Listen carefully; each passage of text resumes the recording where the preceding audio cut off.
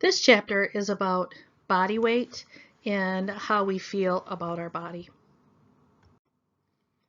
At the end of the chapter, there's a number of outcomes that I'm hoping for, and much of it is going to be associated with how we think about ourselves, how we perceive ourselves, and really what kind of body weight is good for the individual.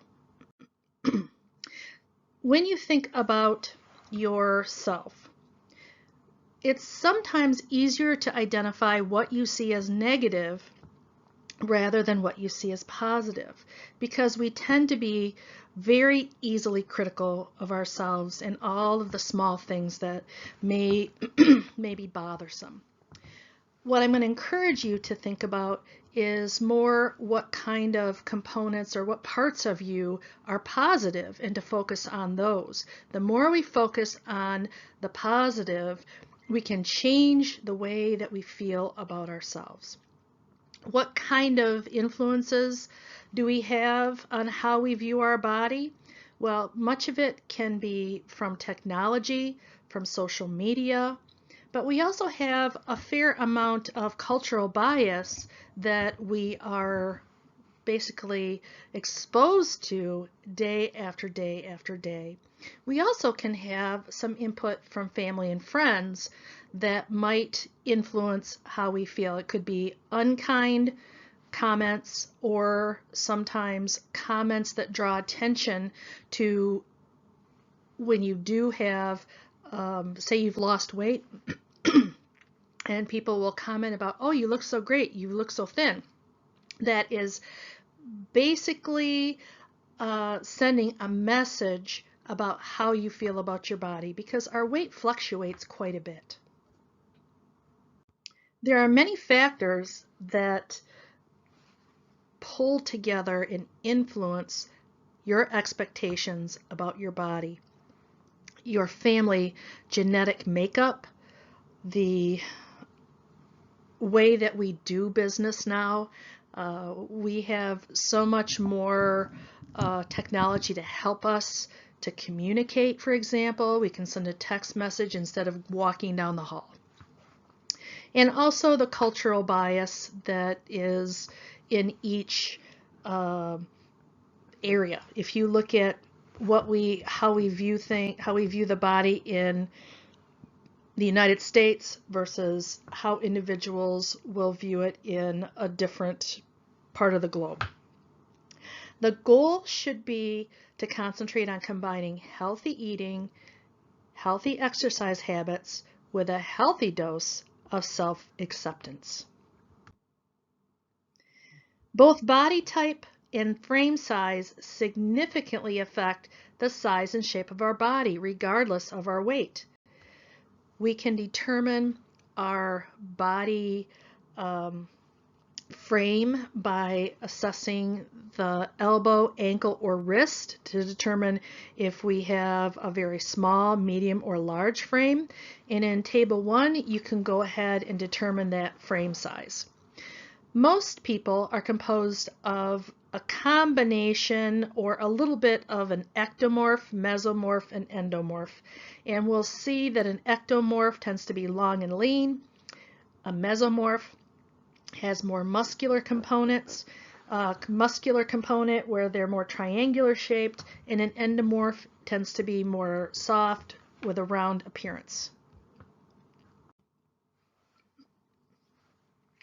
You want to consider a number of factors beyond your weight to have a healthy respect for your body.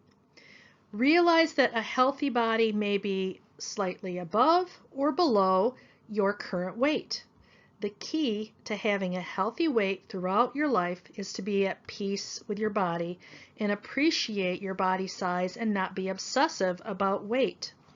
We want to consider our frame, our body type, and ask yourself, when do I feel what weight feels good to me?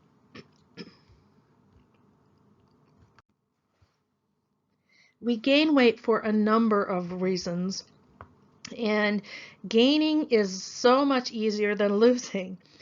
More often than not, weight loss during dieting will be regained, and the newly added weight can be composed of more fat than muscle. How does it feel, or how you feel determine what you eat? Think about what you're eating and what your emotions are associated with that eating. That's the emotional side. Many times when we're stressed, we tend to go for chocolate, for example, or fast, fatty foods, or potato chips, or something that's got a lot of crunch. We can gain weight when we've been inactive, and over the pandemic, it wasn't uncommon for people to put on some weight because they were moving less.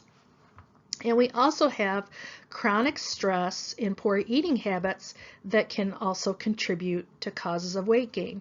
So when we're looking at changing our body weight, we want to factor in, are we moving enough? Are we eating out of emotions? Do we have too much stress in our life that's causing us to change the way that we eat? Or perhaps our eating habits, what we've been accustomed to, is behind some of that weight gain.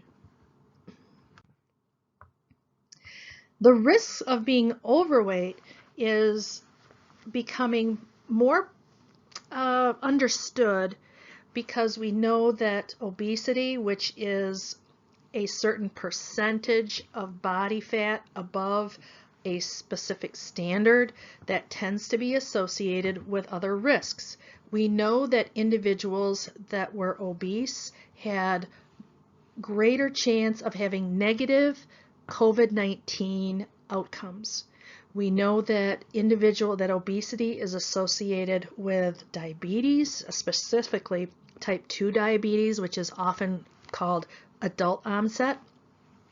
We know that obesity is associated with heart disease, stress, psychological stress, and certain cancers.